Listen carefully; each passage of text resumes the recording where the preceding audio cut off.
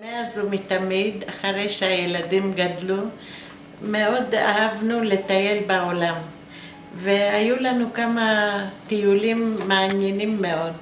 אנחנו חברים בסקול, ויצאנו משנת 86, כל פעם השתתפנו כמעט בכל הכנסים. ואחרי שגמרנו עם הכנסים האלו, התאהבנו גם בהפלגות. אז עשינו גם כן כמה הפלגות נעימות, טיילנו, נהנינו, ועדיין אנחנו אוהבים לעשות את ההפלגות האלו, ונהנים, העיקר שנהיה בריאים ונמשיך.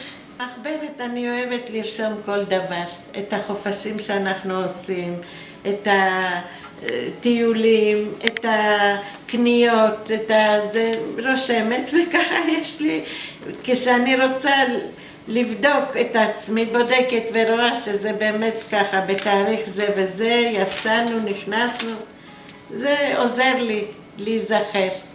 משנת 86 התחלתי לרשום. וגם כן, כל מיני דברים שאני רוצה להיזכר, כשאימא שלי נפטרה בתאריך מסוים, כשנולד איזה נכד, כשנולד איזה... כל דבר אני אוהבת לרשום, וככה יש לי את הקניות בסופר. הכל מסודר. פה הכנסים, פורטו ריקו, אוסטרליה, וינה, קנדה, גרמניה, ופה זה ההפלגות שעשינו, גם כן משנת 97 התחלנו ועד עכשיו, עד השנה, כל כמה חודשים מתכננים לנו איזה טיול ויוצאים, גם כן נהנים וחוזרים.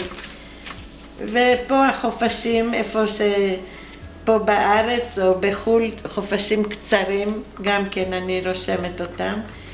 חופשים עם הילדים והנכדים, את הטיולים שאנחנו עושים, גם רושמת. וככה אני נהנית לרשום ולהיזכר.